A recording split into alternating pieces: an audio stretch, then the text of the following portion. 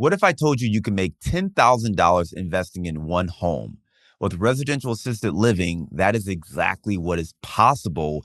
And today's guest, Dr. Alex Schloe, talks more about how investors just like you and I can get involved in these kind of opportunities. Dr. Schloe has a background as an Air Force medical physician, and he's sharing why he got into real estate investing and more specifically residential assisted living. He breaks down what he looks for in deals, what he looks for in the neighborhoods and the opportunities, the different ways you can invest, and how you can get involved, whether you want to be passive or you want to be active. If you've always been interested in residential assisted living and understanding why this has outperformed other investment opportunities for the last 12 years straight, you don't want to miss this conversation right here on Multifamily Insights. You probably got interested in real estate for the cash flow, the tax advantages, the equity appreciation, and the long-term wealth creation, not for the 2 a.m. emergency maintenance calls. But let's face it, maintenance can be the biggest headache when it comes to building up your real estate portfolio. And that's why I want to tell you about a new property management software called Hemlane. See, Hemlane is more than your typical software. It's really like having a property management support system. First, Hemlane provides 24/7 repair coordination. They have a network of vetted maintenance technicians and professionals in your area to handle repair and maintenance your property may need. Second, Hemlane helps you advertise your listings and even connects you to licensed agents to help find and place tenants. And third, Hemlane is ranked #1 by Gartner with an average of 4.8 star reviews on repair coordination. Learn how Hemlane can help you manage your properties with 100% transparency and control without the administrative work. And as a Multifamily Insights listener, you will receive 25% off for 2 months when you sign up. Just go to hemlane.com, that's HEMLANE.com, and use Multifamily Podcast 25 as the promo code. Again, that's hemlane.com, or just click the link in the show notes. Dr. Alex Schloe is a husband, father, multifaceted real estate investor, entrepreneur, and Air Force family medicine physician who aims to help physicians unlock financial freedom in the hospital and at home through real estate investing and entrepreneurship. Now, as the host of the Physicians and Properties podcast and co-host of the RAL or RAL Room Assisted Living podcast, Alex shares actionable insights on building wealth, creating impact, and designing a life of purpose. Let's welcome to the show, Dr. Alex Schloe. Awesome. John, thanks for having me on the podcast. Feel free to just call me Alex. And the most important thing that's missing from that is I am a Christian as well. So I appreciate that introduction. That was awesome. Thank you. Yeah, absolutely, man. Well, I appreciate you taking the time to join us today. I went over your bio at a high level. Why don't you take 2 minutes and fill in some of those gaps? Awesome. Absolutely. I would love to. Well, you hit a lot of the important things, most important being Christian, husband, and father. Got 2 boys. They are amazing. They keep me on my toes. I was getting shot with the new Nerf gun all day today that my my oldest son got. So luckily he's out of the house right now, or it'd be a bit distracting. But I am an Air Force family medicine physician, as you mentioned, actually only in the Air Force for 4 more days, getting ready to separate on some terminal leave, which is why I'm rocking the beard here. Which is great. So it's been great getting the time to be in uniform and serve. As I've been a physician, I've also been working on real estate and entrepreneurship in order to have financial freedom once I was on the other side. And I've been fortunate to be able to document my journey on the Physicians and Properties podcast, as you mentioned, and more fortunate to be able to achieve that. So I've been able to take a few months off. We're actually getting ready to head to Germany for a month to visit some family here soon, and been able to take a more flexible schedule because I do still love seeing patients. And so I've been really grateful for how real estate and entrepreneurship has impacted my life and my family's life. And I am that classic like shiny object syndrome in the beginning, had some long-term rentals, short-term rentals. I've been very fortunate to be GPs on some incredible deals, a boutique hotel, and some large independent living developments. And then we've really focused heavily at Open Range Capital on residential assisted living. And so that's where we spent the majority of our time. And we started a mastermind called the RAL Room Assisted Living Mastermind. And it has just been awesome. And I think that is the best opportunity now and for decades to come in the commercial real estate space. I'm sure we'll get more into that. Yeah, a lot of great stuff there, right? You talked about, being in the Air Force and Air Force medical family physician and helping out with so many folks there, getting ready to retire and walk away from that in 4 days there.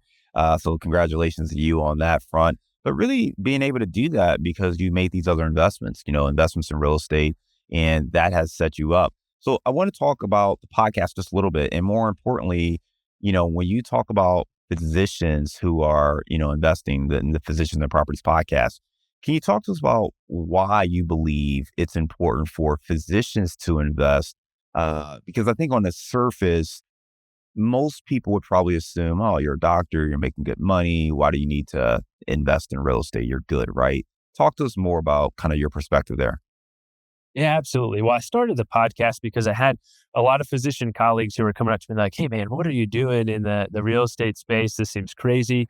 We get no financial education in medical school. We get plenty of education and, everything else, obviously. But in med school, we have no idea how to start a business, what to look for in a contract, anything about, taxes or investing and so forth as well. And so that's kind of how the podcast came to be.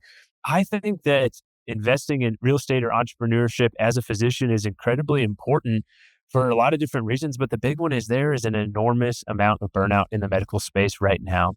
And I think, passive income, which passive income as itself is kind of a misnomer. Nothing is really passive, but some degree of semi-passive income can unlock an incredible amount of freedom for you. And I think a lot of times folks are thinking about financial freedom as like, I'm just going to go quit my W-2 and go like sip Mai Tais on the beach.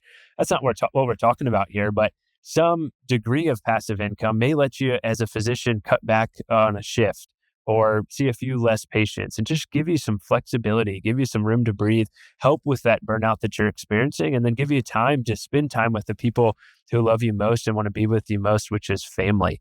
I once heard a quote that I kind of took from Brandon Turner and translated that more into the medical space. And it's really the only people who are going to remember that you stay late at the hospital or the clinic is going to be your family. It's going to be your wife and your kids. It's not going to be your patients. It's not going to be the administrators. It's not going to be the other hospital staff. It's going to be your wife and your kids. And so we owe it to them to show up. And, what we do in medicine is incredibly noble. And being a physician is such an incredible calling. And I'm so grateful for the lives that I've impacted and changed. However, these two little lives, Jack and Owen, my kids, they're more important. Yeah, I appreciate that. You talked about the burnout that so many people face. And I know burnout's something that's happening across multiple industries at this time, but obviously in the medical field, it certainly is a different degree. Can you just give a little context? Like, what does that actually look like? How many hours are you and the team working, and like what kind of drove this decision to say, hey, it really got to start finding something else to help transition here? Yeah, it's a great question. For me, kind of more personally, I really started getting hit kind of hard with burnout during the pandemic. Yeah. At the time, was finishing up residency, and we were working quote unquote 80 hours a week. That was the max you could document. That was not the max that we were working, and so it was just really tough. And so I had some periods during that time. Of course, with the pandemic and everything that was going on, it was an incredible opportunity to really take care of a lot of folks and save some lives. And, I wouldn't necessarily trade everything that I learned at that time, but it was tough for healthcare workers. I mean, if you think about the fact that the whole country was shut down and basically no one was really working unless they were working from home.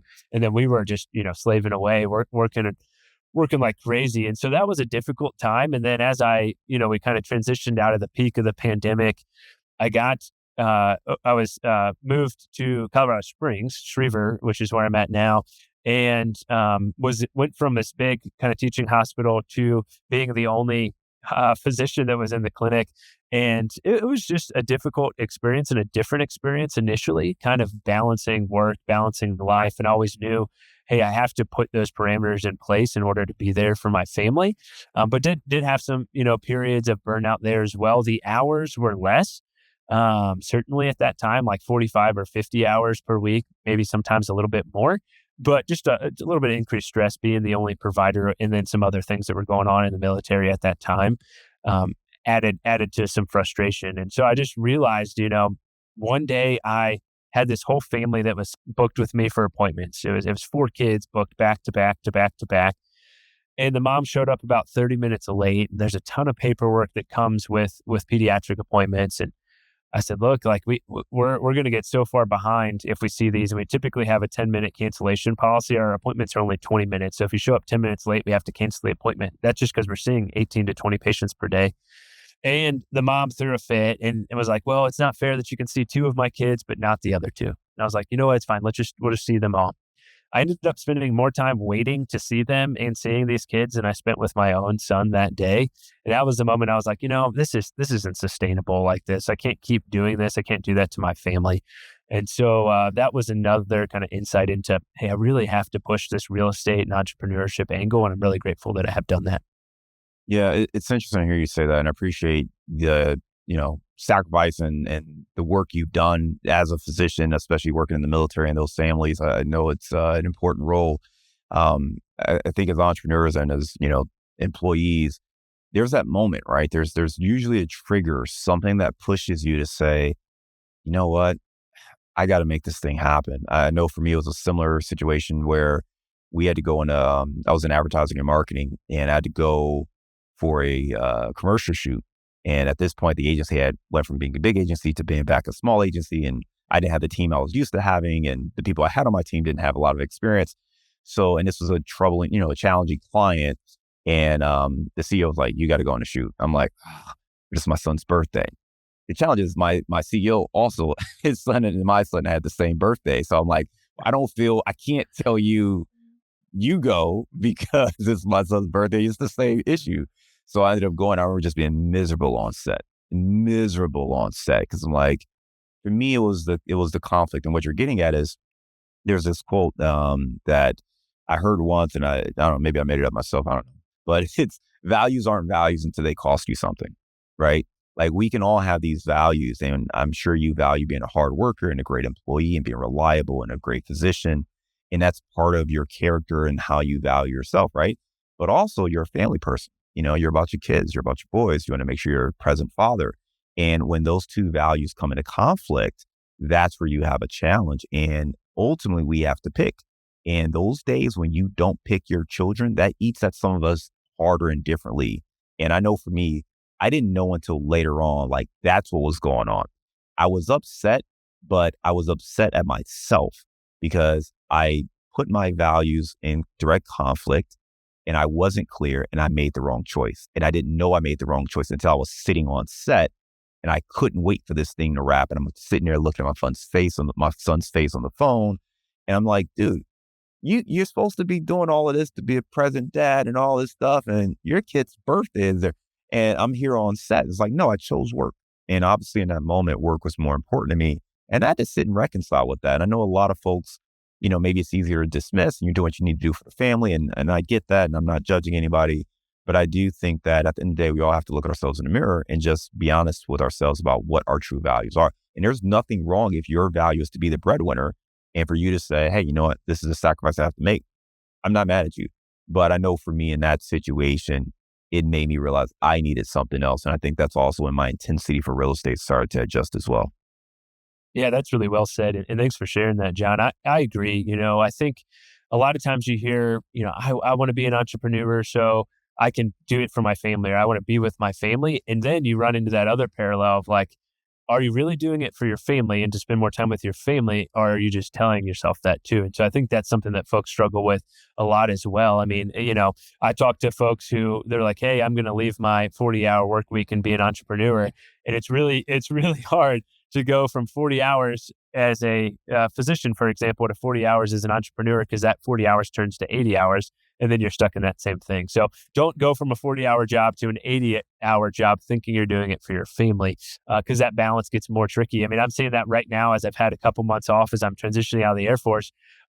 It's crazy once you have control of your calendar and control of your schedule. So you still have to make sure that your calendar reflects your values and you're putting those people first.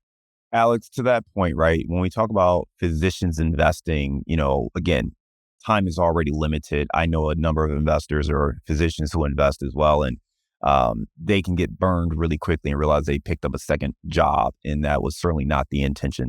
Talk to us about some of the strategies that you think work for those physicians or other busy professionals in general.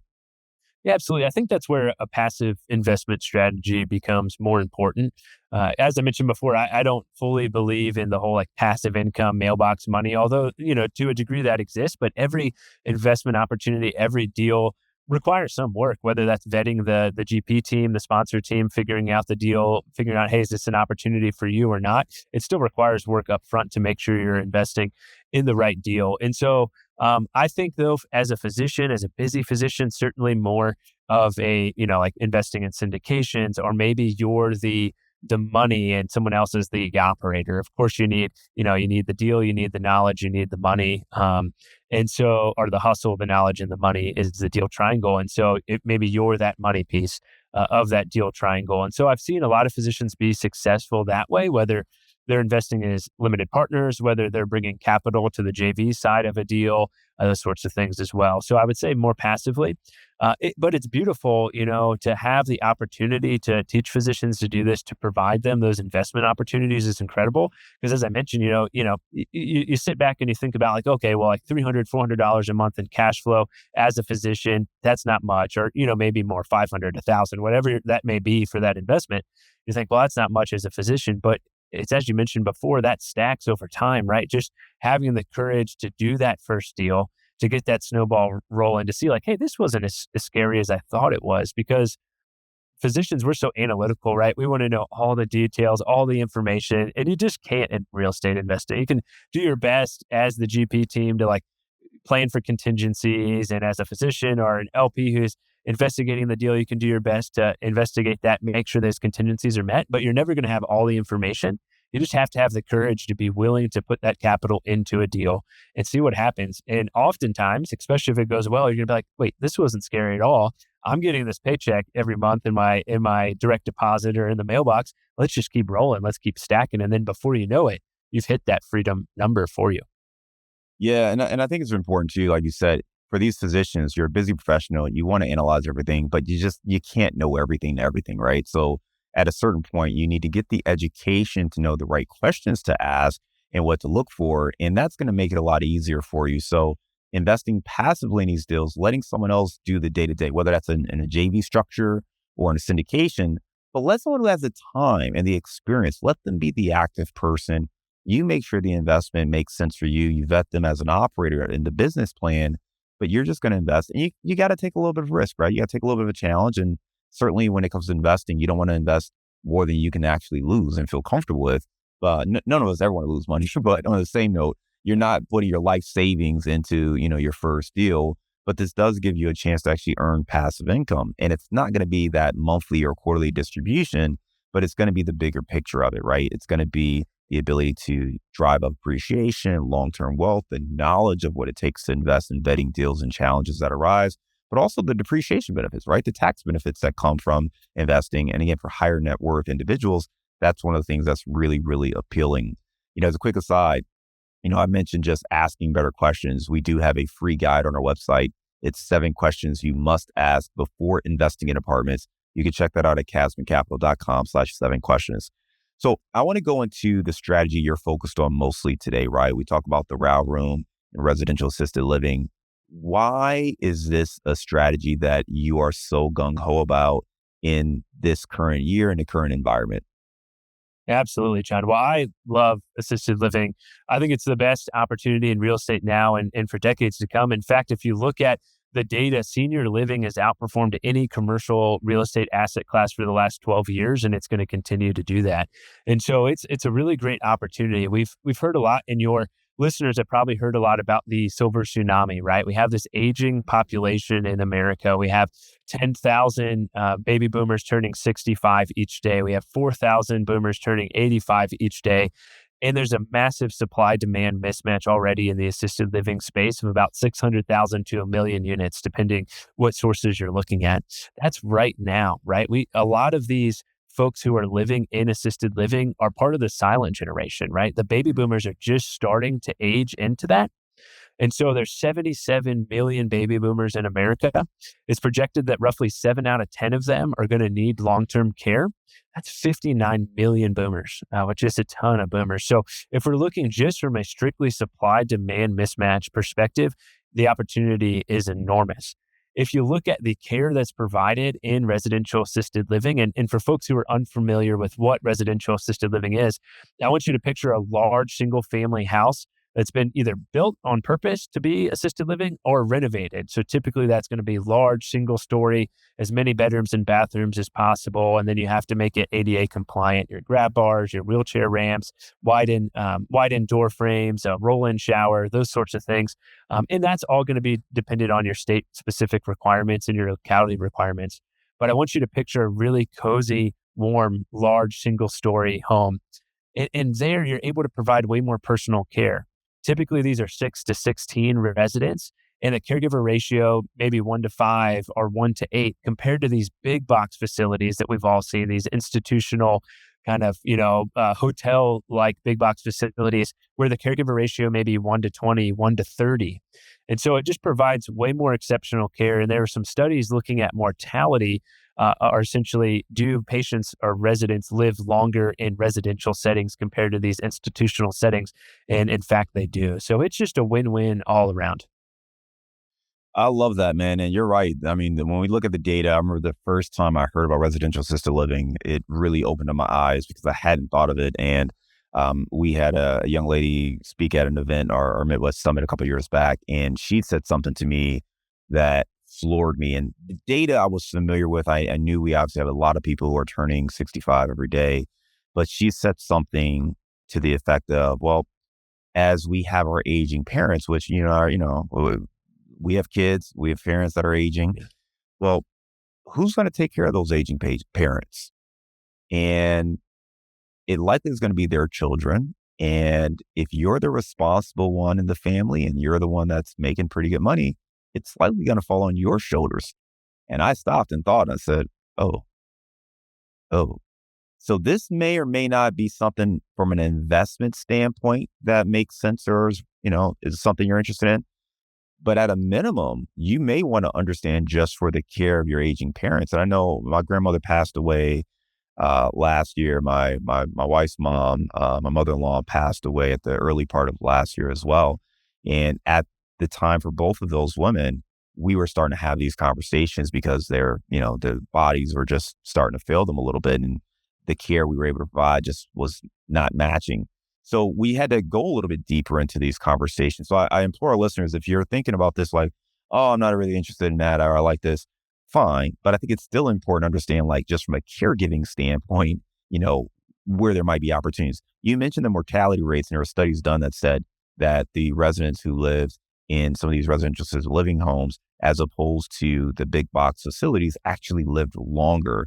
And that just goes to show, like, there is the human nature component to this, where we can give love. And obviously there's some pushback from our elderly parents themselves as far as where they want to go. And many of them don't want to get put into those big boxes, which may feel more like an institution. So these homes may be a bit more palatable for what they're looking for. I've got a few questions here when we talk about this. So let's talk about it from the investor lens, first and foremost, right? What are you looking for? You mentioned kind of a single story house that could either be retrofitted or is built for that. But like, as investors, what does that look like? Like, what does that look like market wise? Like, you just go on Zillow. Like, how do you find this? What are you looking for? Yeah, absolutely. Well, if we're taking a 30,000 foot view, John, there's 4 different ways you can invest in assisted living, or we like to say there's 4 different ways to invest in assisted living. You can own the real estate and own the operations, right? So you buy the home, but you also own the operations. You're also responsible for that day-to-day care. So you're hiring the caregivers, the chef, you're doing everything that is needed to take care of those residents 24/7. So that's the first way: own the real estate, own the operations. That is going to be your most time-intensive, most difficult. However, that's going to cash flow most substantially. And it is not unheard of for folks to cash flow $10 to $15 to $20,000 per month on a really nice residential assisted living home that's fully occupied and operating well in more of a boutique setting. That's not unheard of. So you can get financial freedom from just one home.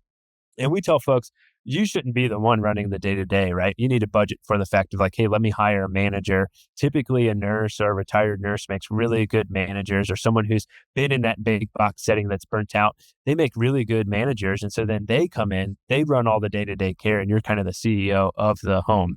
Ideally, that would be multiple homes at that point. So you have a little bit more capital to support managers and staff. But that's one way. So owning the real estate, owning the operations. The second way would be leasing to an operator. So you own the real estate or you own the house, Then you lease that to an operator who does all the day-to-day care. That's how we originally got started, was buying some assisted living homes in Arizona and leasing those out to high-quality operators. That's on a commercial lease, and then they just pay us the monthly lease fee, but they handle all the day-to-day care. So that's the second way. The other way would be if you want to operate and you want to lease that from the homeowner. So that would be just the opposite of the lease to operator model. You're leasing and doing the operation side of things. And then the last one would be more passively, right? Like we're raising capital right now for 2 memory care mansions in Texas, and just investing passively as an LP is a great way to do it as well. Of course, that's going to be most passive, but probably, a little bit less returns, although they are still pretty incredible returns that we're seeing in that model as well. So those are the big 4 ways. To answer your question more specifically about market, what are you looking for?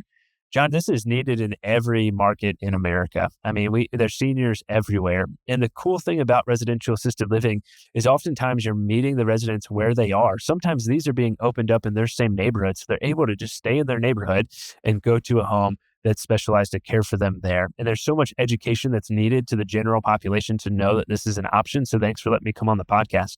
But typically you're looking ideally as an investor for more of a metro market. And that can be a secondary or tertiary market. That can be a primary market.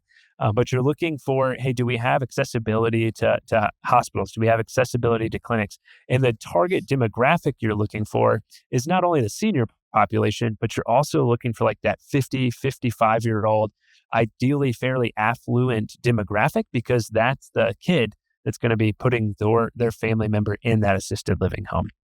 So that's typically what you're looking for. And then in terms of house design or house structure, we get people all the time that they're like, hey, Alex, I got this 3-bedroom, 2-bath, 1,500 square feet, 2-story home. I want to make it assisted living.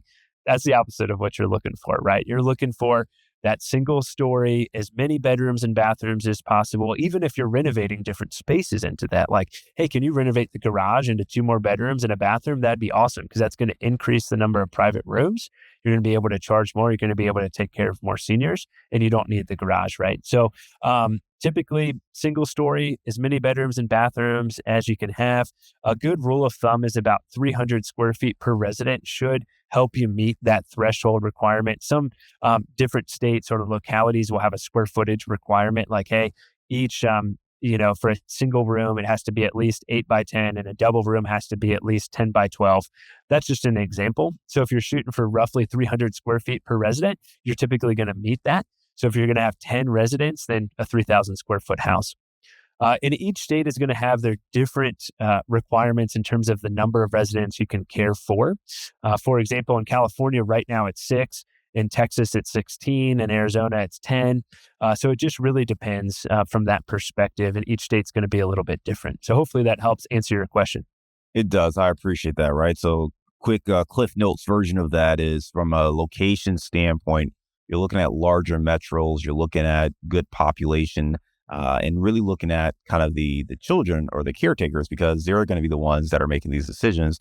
So that's going to be more 55 plus affluent neighborhoods. Those are kind of the areas you're looking for. For the property itself, you're looking for a larger single story home where you can add more bedrooms and bathrooms, so you can treat more residents in that place. So this is not your cookie cutter 1,500 square foot rental. This is really going to be a larger single story home in a more affluent neighborhood.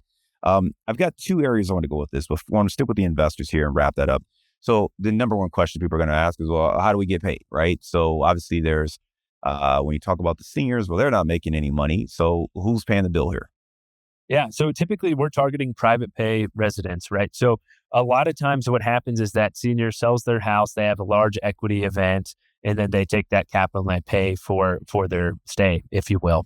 If you look at kind of median residential assisted living costs across the United States, it's about $4,500 to $5,000 per month, and that's typically all inclusive. If you look at the big box facilities, on average, it's about $6,000 to $6,200 or more. So significantly more expensive to be in a big box facility, and you're getting worse care.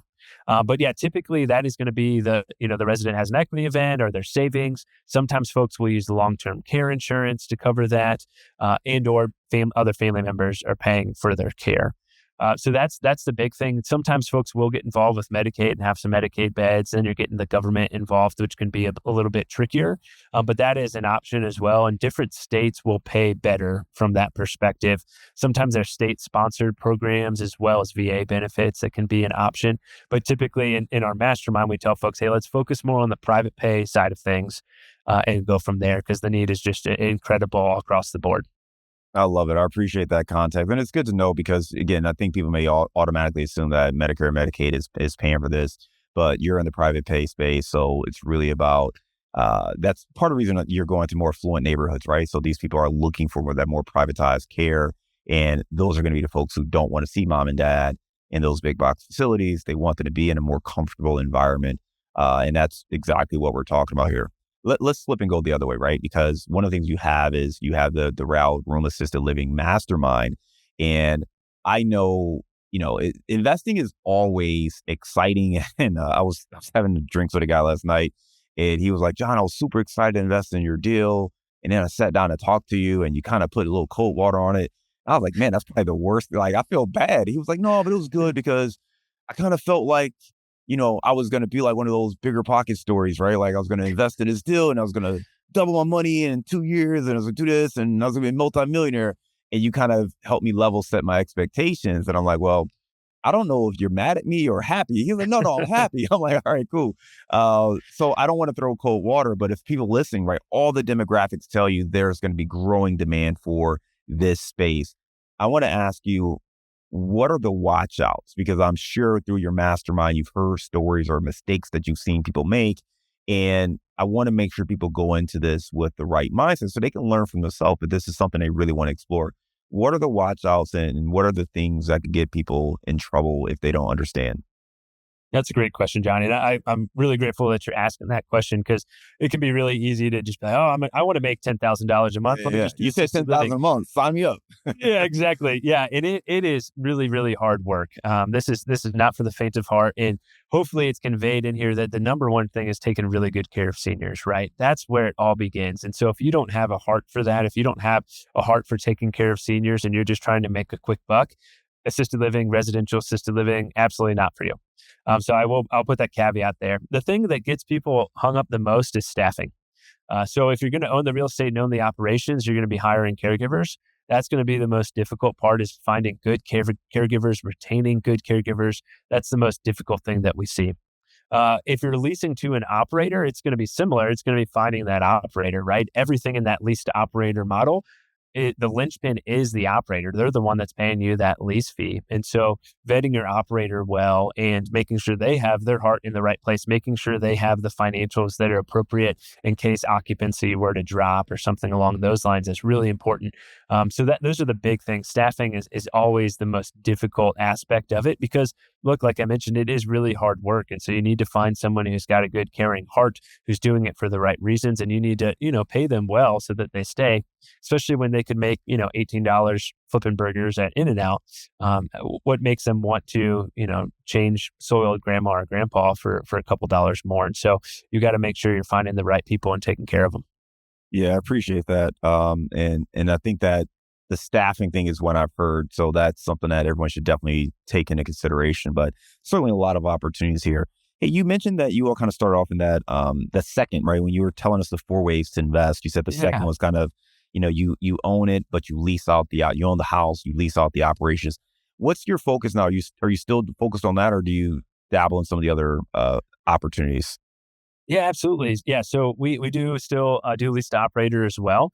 Right now, we're actively working on a new development, two actually, one in Tomball, Texas, and one in Winchester, Virginia, where we're going to do ground up new development, and then also own the real estate and operations for those.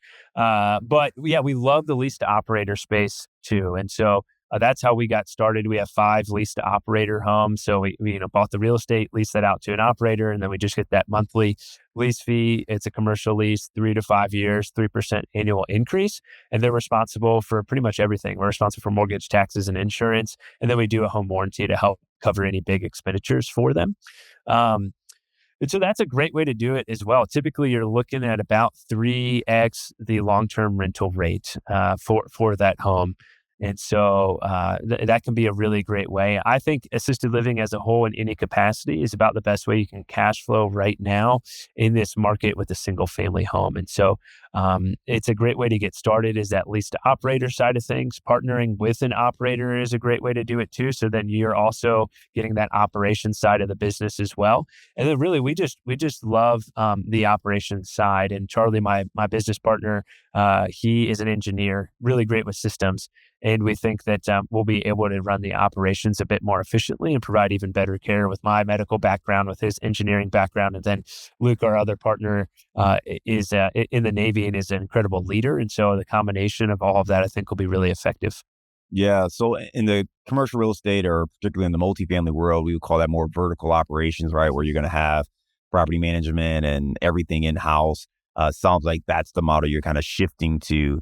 For those folks who are looking at kind of that buy the property and then lease the operations out to an operator, what do you look for in an operator? Because when we're leasing to tenants, right, typically we got credit scores and we've got, different, job income and things like that we're looking at. Even in typical commercial real estate, you at least understand the business, and maybe it's a A class, or A credit tenant. How do you figure that out with the operators? Like, what are you looking for to vet that operator?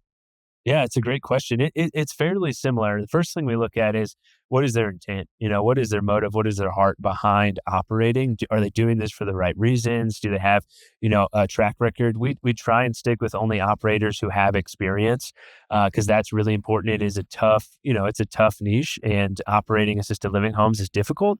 So look at experience. What's their intent? We do a background check. We still do a credit report. We look at proof of funds. We want to make sure, hey, do they have plenty in reserve to cover, any potential occupancy issues or anything along those lines? Those are the big things that I would say to look at. That's really important when you're vetting an operator. And then we'll interview them a couple times and make sure, like, hey, do we really think that this person is genuine? Do we think that they're going to provide exceptional care, which is the standard for us? And so those are some things that can be really important. Do you need any licenses for operating an RAL? You do. Yeah, you do. If you're leasing it out to an operator, the operator is the one that will have that. And that's going to be dependent on your state and your locality in terms of what exactly is going to be needed from a requirements perspective. But these are licensed homes. And so the operator is the one that's getting the licensing. Or if you're the operator, you're getting the licensing. Yeah. So listen, there's a lot of information that we could keep going deeper with here, but I think the key is, if this is something you're interested in, there's a lot of opportunity. This is needed across the country, and you've got some great resources available, both with your podcast as well as on your website. So I will advise our listeners, if you want to learn more, check out theralroom.com, where there's a lot more resources there, and you can connect with Alex and his team. Right now, we're going to transition and go to our round of insights. When you think you found a great deal, asking the right questions could be the difference in finding a stud or a dud. Listen, we've put together a new guide to help you out. It's called 7 Questions You Must Ask Before Investing in Apartments. Now, in this guide, you're going to learn how to uncover red flags, quickly identify underwriting risk, vet sponsors and team members, and confirm key assumptions. Now, this is a guide that's going to help you be a better investor, whether you're an active investor or you're a passive investor looking to partner with other operators. Asking better questions is the key to identifying great opportunities. So download this free guide. Go to our website, casmoncapital.com/7 questions. That's the number 7 questions. And you can access this free guide today. To make it easy on you, though, we've put a link in our show notes. So you go to the show notes, you can click that link and access the guide right now. This guide's going to help you make better investment choices, asking the right questions to build your portfolio. So be sure to download it today. All right, Alex, give me a failure or an apparent failure that sets you up for later success. Man, that's a good question. I've been stewing on that one for a bit. I think a failure that I can think of, and failure is a loose term, is when I was going to medical school. My dad didn't have a lot of real estate investing experience, or investing experience in general, but we were looking at apartments, and I got a signing bonus with the Air Force. It was $25,000. And he was like, hey, why don't you think about taking that $25,000, buying a duplex, fixing it up, house hacking it before that was even a thing. And unfortunately, I did what sons typically do, and I ignored his advice. And then it's been eating at me ever since, because I was like, man, I can't imagine if I got started as a first-year medical student investing in real estate. But I will say that planted the seed for me, and immediately, started devouring bigger pockets and the white coat investor and everything else, and realized like, hey, I want to make sure I'm set up to do this when I get into residency. And so it was a little bit of a setback. I can't imagine where I'd be now, but I'm grateful for that insight and advice that my dad had. Did you tell your dad thank you for that advice, even though you didn't listen? Oh yeah, I have. I've talked about it on my podcast a bunch of times, and yeah, he knows. He knows. All right. All right. I want to make sure he hears it too, right? So sometimes we even still as we age, as sons ourselves, and you got boys, I got boys. It's like this duality of like, I got these boys that don't listen, and I didn't listen to this man either. So let me tell him, hey, you were right, Dad. You were right. All right, let's get back. So give me a digital or mobile technology that you would recommend for our listeners. Yep, shameless plug here for the RAL Room, Assisted Living Mastermind. We got an awesome school community there, a bunch of modules, an incredible calculator, basically everything you need, soup to nuts, to buy your first or next assisted living home.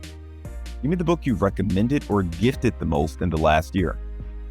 Every year for me, it's Wild at Heart by John Elridge. I don't know if folks have read that book before, but it is an incredible one, especially if you are a man or if you have sons and you wanna learn about like, hey, how can I raise a godly, masculine man? It's an incredible book. Even women, including my wife, have gotten so much out of reading that book. Just to kind of like, hey, how are men wired? How can we understand them? And believe it or not, there's a lot of insights into things that would be helpful from an investment perspective in that book as well. So Wild at Heart by John Elridge. Give me a daily habit that helps you stay focused on your goals. Love it. Morning routine for me is huge. So typically, I wake up about 5 o'clock. I will spend some time in the Word, reading the Bible, listening to a podcast, and then I'll head to the gym, work out, come back, do some journaling, have a cup of coffee, do some more reading, and then get started with the day with the family. It's a little bit different now as I've transitioned out of clinic and have some time off, but morning routine is huge, and I would encourage folks to have some sort of structured morning routine. It's a great productivity hack. Give me your number one insight for investing in RAL, or I guess RAL, room assisted living. Yeah, absolutely. Yeah, senior living for sure. I mentioned this earlier. It has outperformed any commercial real estate asset class for the last 12 years, and it's only going to continue. And so just that alone should be enough for you to think about, hey, how can I get involved? And another thing I want to say, even if assisted living is not your thing, be thinking about, well, look at the demographics, and there's a lot of opportunity, whether that's, small businesses, talking to mom and pop operators, whether that's multifamily, apartment buildings that mom and pop operators are running, or property management companies. There's so much opportunity right now in America due to this aging population that you can tap into. All right, let's go in the other direction. You are in Colorado Springs. Give me your favorite place to grab a bite to eat. Oh, this is tough. For brunch, I would say Garden of the Gods Market and Cafe. And then for dinner, I went to El Salvador on a missions trip. I love pupusas. There's a great place called Monsa's Pupuseria downtown. It's a really cool vibe in Old Colorado City. So I'd have to give a shout out to Monsa's. All right. Sounds like some really good options there. Listen, Alex, you gave us a lot of great stuff, man. I love hearing about your background coming from the medical field in the Air Force. You got 4 more days. By the time our listeners are checking this out, you'll already be done. So congrats to you again on that. But you talked about just what sparked that transition, right? And it was that day where you're sitting there, you're trying to, do your job, and you're trying to help out this woman as four kids. But in doing so, that meant you didn't spend much time with your own children, and just that, the conflict of your own values coming straight ahead and realizing you needed more time, and real estate was going to be the tool to allow you to do that. And just sharing why physicians should consider investing passively in deals, particularly in the RAL space, because with the residential assisted living, the demographics are supporting it. We are seeing there's strong growth. You mentioned for the last 12 years, this space has outperformed other commercial real estate opportunities. So this is something that is very attractive. And even if you're not as interested from an investing standpoint, as a father, as a parent, most of us are kind of, those sandwich, children now, where we got the aging parents and our own young children that we got to take care of. So we have to start thinking about it. And it's something at least you want to understand how they work and what the options are, even if it's not something you're going to do from an investing standpoint. So again, if folks want to learn more, they can check out your website and they can go to theralroom.com and learn more. I want to thank you again, Alex, for being a great guest and coming on today's show. We look forward to staying in touch with you, and I hope you have a great day. Thanks, John. This is awesome. I appreciate it.